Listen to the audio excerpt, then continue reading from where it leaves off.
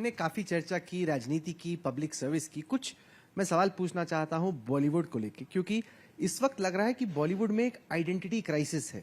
वो इसलिए क्योंकि जो भी फिल्म आ रही है, जो भी फिल्मकार आ रहा है, उसमें से बहुत कम फिल्में हिट हो पा रही हैं, हिट के नजदीक आ पा रही हैं। जबकि दक्षिण भारत की जो फिल्में हैं, पुण्यम सेल्वम हाल में रही, कंतारा रही, जितनी भी फिल्में वो एक के बाद एक सुपर हिट, डुपर हिट, उनको अच्छे रिव्यू आ रहे हैं। आप इस पूरे क्राइसिस को, इस पूरी सिचुएशन को देख रही हैं, आपके हिसाब से ऐसा क्यों हो रहा है कि बॉलीवुड हिट फिल्म डिलीवर क्यों नहीं कर पा रहा है और दक्षिण भारत से इतनी एक के बाद एक हिट फिल्में क्यों आ रही हैं? वैसे तो क्यों एक फिल्म चलती है और क्यों नहीं चलती, उसका तो बहुत ज़्यादा चीज़ों पे, बहुत ज़्यादा लेवल पे एक एनालिसिस रहता है। लेकिन एक ऊपर से अगर हम बात करें तो जो भी फिल्में चल रही हैं इस टाइम पर, अगर आप देखें तो वो बहुत ज़्यादा भारतीयता वाली फिल्में चल रही है। कंतारा भी देखें तो भारत का एक ऐसा पहलू, एक पक्ष दिखाया जाता है जो कि बहुत ही माइक्रो लेवल पे डिवोशन या स्पिरिचुअलिटी से रिलेटेड है। PS1 भी वैसे ही रही है, चोलास के बारे में नाम सबने सुना था, उसके बारे में। हमारा जो बॉलीवुड की जो है वो संस्कृति की से बिल्कुल दूर जाके कहीं बहुत ज़्यादा वेस्टर्नाइज हो चुके हैं और वहाँ पे कहीं ना कहीं उससे इन्फ्लुएंस होके वेस्टर्न फिल्में बनाने का जो उनका प्रचलन है और भारतीयता से दूर जाकर, तो आई थिंक कहीं ना कहीं लोग उनसे अब रिलेट नहीं कर पा रहे हैं, ऐसा मेरा मानना है। मेरी भी इस साल एक फिल्म नहीं चली है और उससे भी मुझे यही सीख मिली कि शायद एक बहुत ज़्यादा वेस्टर्नाइज कैरेक्टर जो है वो लोग उससे आइडेंटिफाई नहीं कर पाए। लेकिन जो हम भारतीय हैं, अब पहली बार जैसा मैंने कहा कि नई चेतना का ये हमारे उसमें वो हुआ है, तो भारत में भारतीय प्राउड फील कर रहा है अपनी संस्कृति पे, अपने पहनावे पे, अपने कलर पे, अपनी स्किन टोन पे, हर चीज पे भारतीय में एक there is a sudden sense of pride in Indians today. और वो उस प्राइड को जो है कनेक्ट करना चाहते हैं उसके साथ में, और जो भी उनके साथ में उसको कनेक्ट करा रहा है ना, उसको वो they are rooting for them.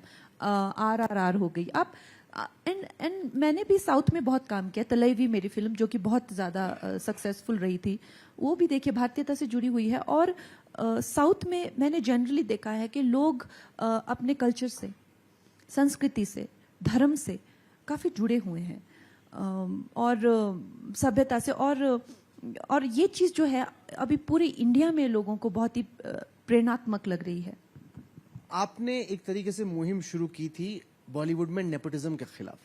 Sushant Singh Rajput ji की डेथ के बाद वो देश भर में मुद्दा बना, चर्चा में आया। अब जब आप पीछे मुड़ के देखती हैं, क्या आपको लगता है कि बॉलीवुड में नेपोटिज्म कम हुआ है, उतना ही है, या बढ़ रहा?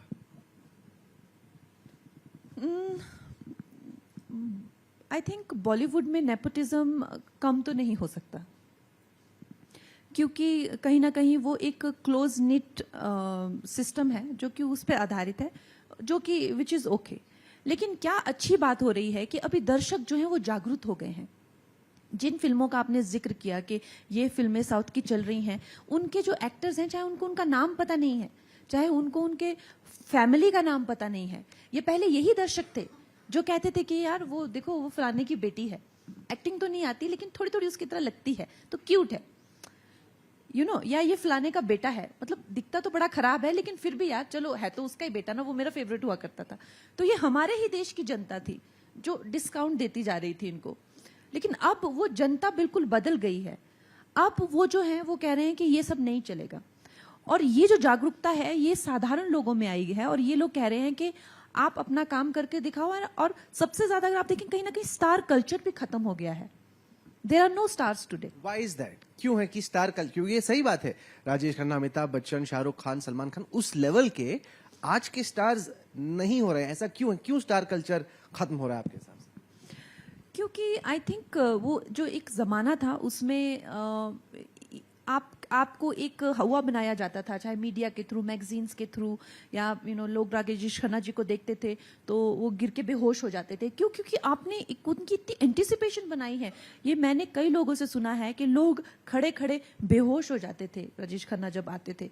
तो क्या मीडिया और क्या उनका एक वो रहा होगा, ऑरा रहा होगा, और आज वो ऐसा नहीं है। क्यों? क्योंकि हमें कहीं ना कहीं डिजिटल के थ्रू या जितनी भी हमें इंफॉर्मेशन मिलती है उसके थ्रू अब हर इंसान ने, अगर आप कोई भी बड़ा स्टार कोई पोस्ट करता है कुछ भी, तो 50 कमेंट आते हैं कि तुम्हारे बाल ठीक नहीं लग रहे, या तुम ये हो, या रोज ऐसे मत निकला करो, या 5 लोग अपने कुछ जो है उनको कमेंट आप करेंगे। पढ़ती हैं अपने इंस्टाग्राम पोस्ट पे कमेंट्स? मैं तो नहीं करती, लेकिन मुझे पता है ना कि लोग किस तरह के कमेंट करते हैं, तो वो एक इल्यूजन खत्म हुआ है। और सबसे बड़ी बात इसमें ये हुई है कि एक साधारण मानवीय आज इतनी थिंकिंग रखता है, इतनी कैपेसिटी रखते हैं कि वो खुद निर्धारित करते हैं कि अगर मुझे अपना रोल मॉडल चाहिए तो मैं इनको क्यों बनाऊं, कि मैं श्री रामचंद्र को अपना रोल मॉडल क्यों नहीं बना सकता, कि मैं ये महान इंसान को अपना अब्दुल कलाम को अपना रोल मॉडल क्यों नहीं बना सकता, या मैं ये जो भी हो किसी और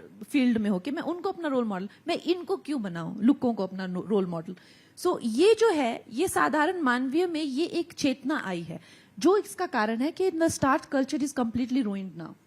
ये ऐसा ही रहेगा आपको लग रहा है, या आपको लगता है कि ये चेंज हो सकता है, जो स्टार कल्चर एक तरीके से खत्म हो रहा है क्योंकि लगातार लोग देख रहे हैं इंस्टाग्राम पे, ट्विटर पे? नहीं, स्टार्स तो होंगे, लेकिन अब लोग जो है उनसे एक्सपेक्टेशंस बढ़ गई है कि अगर तुम्हें स्टार बनना है, और अगर तुम स्टार, अब लोग जैसे क्वेश्चन कर रहे हैं कि आपने यहाँ पे इस जगह पे क्या चैरिटी की, या आपने जो है ये 50 खुद मुर्गे खा के हमें भाषण दे रहे हो कि वेजिटेरियन बनो, या आपको हमने उस दिन देखा आप अपनी उसमें सगाई में इतने सारे पटाखे फोड़े, अब हमें भाषण दे रहे हो आप, ऐसा क्यों किया आपने।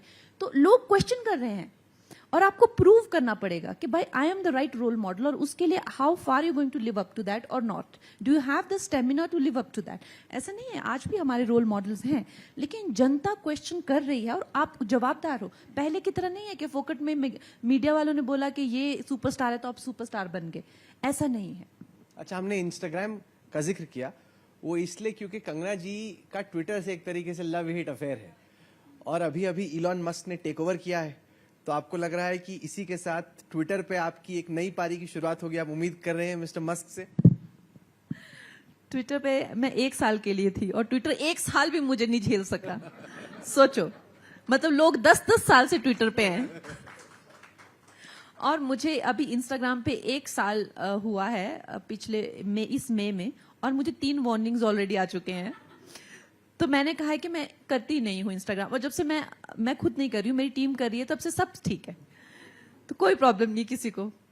तो कहने का मतलब ये है कि अगर मुझे आना होगा वापस, तो आप लोगों की लाइफ बहुत सेंसेशनल हो जाएगी, और मेरी बहुत ज्यादा प्रॉब्लमेटिक हो जाती है, क्योंकि मुझ पे केसेस शुरू हो जाते हैं थ्रू द मतलब सब जगह से, अलग अलग राज्यों से, और मुझ पे और भी ज्यादा मतलब लोग ऑफेंड हो जाते हैं, मीडिया क्रेजी हो जाती है। सो मैं खुश हूं कि मैं ट्विटर पे नहीं हूं, लेकिन अगर मेरा अकाउंट रिवाइव होता है तो डेफिनेटली आपको बहुत मसाला मिलेगा।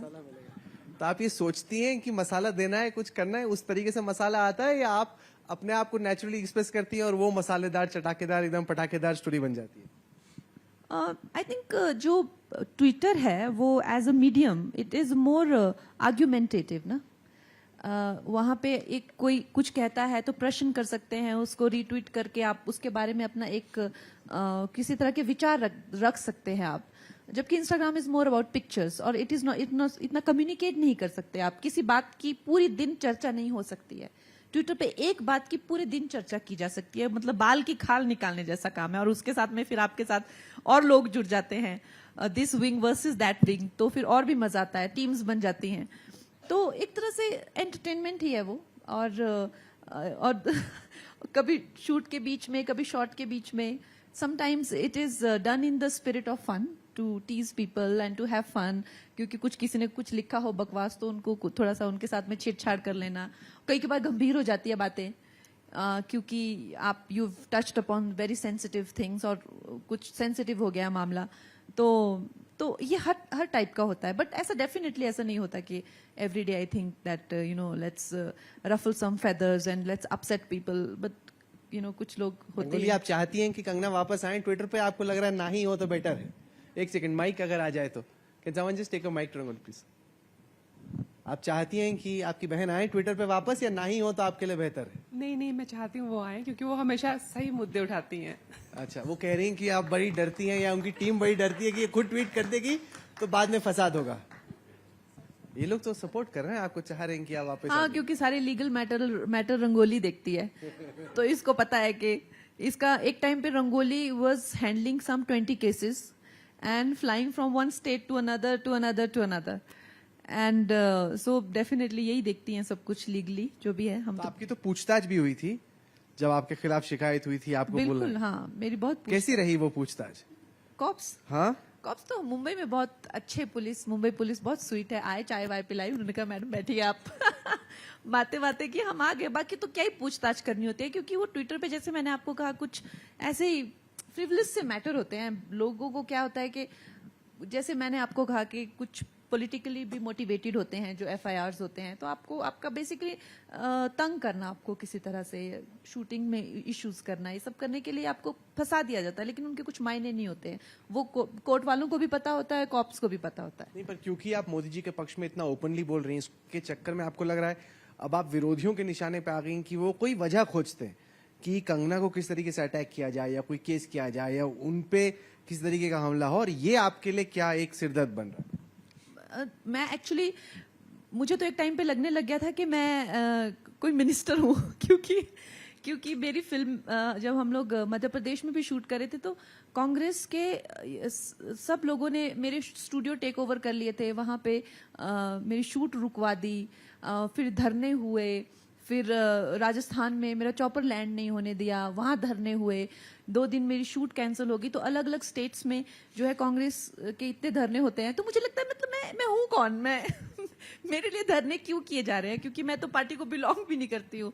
तो कुछ ना कुछ तो डेफिनेटली मैं इतना ज्यादा सपोर्ट करती हूँ राष्ट्रवादी पार्टी को, तो लोगों को लगता है कि ये भी you know she is a part of the gang, जबकि मैं हूं नहीं। तो उसके करके मुझे काफी मुश्किलें भी आती है और उनका सामना भी करना पड़ता है। मोदी जी के बारे में आप क्या सोचती हैं, तो हमने सुन लिया। अभी राहुल गांधी निकले हुए हैं भारत जोड़ो यात्रा पे, काफी सपोर्ट भी आ रहा है, लोग आ भी रहे हैं। हाँ, मतलब ये ना सच्ची में कमाल है। आप तो कैसे? नहीं, पर आप वाजिब पूरा सवाल है कि नहीं? पूरा निचोड़ रहे हैं ये नहीं, सेशन को। निचोड़ने वाली क्या बात है, आप इतना दूर आई हैं और हम चाहते हैं कि लोग जाने आपकी राय। आप जानना चाहते हैं कि नहीं, क्योंकि पीएम के बारे में क्या सोच रही है तो हमें पता चल गया।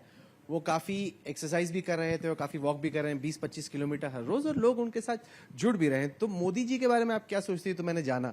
राहुल गांधी के बारे में आप क्या सोचती कंगना जी?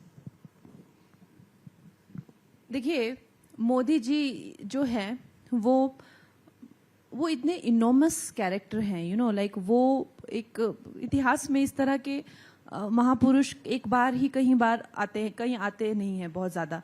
तो और राहुल जी जो हैं वो अपने लेवल पे ट्राई कर रहे हैं, कोशिश कर रहे हैं, और इस बात का जो है सबसे ज्यादा मैं हमेशा सोचती हूँ ऐसे कि ये एक्चुअली मोदी जी के लिए भी दुख की बात है कि उनका कंपटीशन राहुल है, और राहुल जी के लिए भी दुख की बात है कि उनका कंपटीशन मोदी जी है। मतलब ये दोनों के लिए दुख की बात है। नहीं, पर मोदी जी के लिए तो अच्छा है, जितना आपका कमजोर विरोधी हो उतने आप ज्यादा स्ट्रांग दिखते हो। नहीं, ऐसा बिल्कुल नहीं है। जो भी इंसान राइटफुली जो है अपनी चाहे वो सत्ता हो, चाहे किसी भी तरह का विक्ट्री हो, वो कॉम्पिटेंस से कोई भी एक मुकाम हासिल किया, वो हमेशा चाहेंगे कि उनको एक टक्कर के अपोनेंट मिले, हमेशा चाहेंगे। और ये कोई सौभाग्य नहीं है कि उनको टक्कर के अपोनेंट नहीं मिलते। और इन Modi ji case I think वो हमेशा जो है, आई थिंक मैंने मोदी जी को हमेशा देखा है कि फेलियर के बाद हमेशा एक इंसान जो है वो सक्सेस की तैयारी करता है, वो तो इट्स कॉमन। लेकिन कहीं ना कहीं राहुल गांधी की वजह से मोदी जी खुद को सक्सेस के बाद और ज्यादा पुश करते हैं फॉर नेक्स्ट सक्सेस, क्योंकि उनको पता है मेरा अपोनेंट ही नहीं है, तो वो खुद को खुद ही पुश करते रहते हैं। तो this is what I feel that somewhere he has also psychologically told himself कि I have to keep pushing myself because otherwise how will he break the अच्छा, अपोनेंट्स की बात करें तो अब केजरीवाल भी लग गए हैं लाइन में। उनको लग रहा है कि मोदी जी को पटकनी वो दे सकते हैं गुजरात में और कुछ हद तक हिमाचल में, वो आपको बनाने की कोशिश कर रहे हैं जैसे उन्होंने दिल्ली में किया और फिर पंजाब में किया। तो अरविंद केजरीवाल और उनकी पॉलिटिक्स को आप कैसे देखती हैं? हिमाचली तो नहीं आने वाले उनके झांसे में, वो मैं आपको बता सकती हूँ, क्योंकि हिमाचली अपनी बिजली खुद बनाते हैं। सबसे पहले तो सबके सोलर प्लांट है, वो बिजली चोर बिल्कुल नहीं है, उनको बिजली मुफ्त की नहीं चाहिए। और जहां तक हिमाचली औरतें हैं, वो लोग अपनी वेजिटेबल से लेके सब खुद उगाती हैं, उनको मुफ्त मुफ्त का फोकट का कुछ भी नहीं चाहिए। हिमाचली पीपल बहुत ज्यादा उनमें इंटेग्रिटी है और बहुत ज्यादा, और this is not, I am not saying it just because मैं आपको एक दावा करके बता रही हूँ, यहाँ पे केजरीवाल की एक नहीं चलने वाली। हिमाचलीज आर नॉट लाइक दैट के यू नो मुफ्त की बिजली और ये सब मुफ्त का कुछ मिला तो अपना वोट बेच दिया। तो यहाँ पे तो डेफिनेटली ढंग की ही सरकार आएगी, और अगर यहाँ पे कभी कांग्रेस की भी सरकार आई है तो वो वेरी स्ट्रांग लीडर्स रहे हुए हैं, और जो जिन्होंने हिमाचल के लिए काफी लोगों के साथ में उनकी काफी ज्यादा एक संवेदनशीलता रही हुई है, उस टाइप के लोग रहे हैं हमेशा।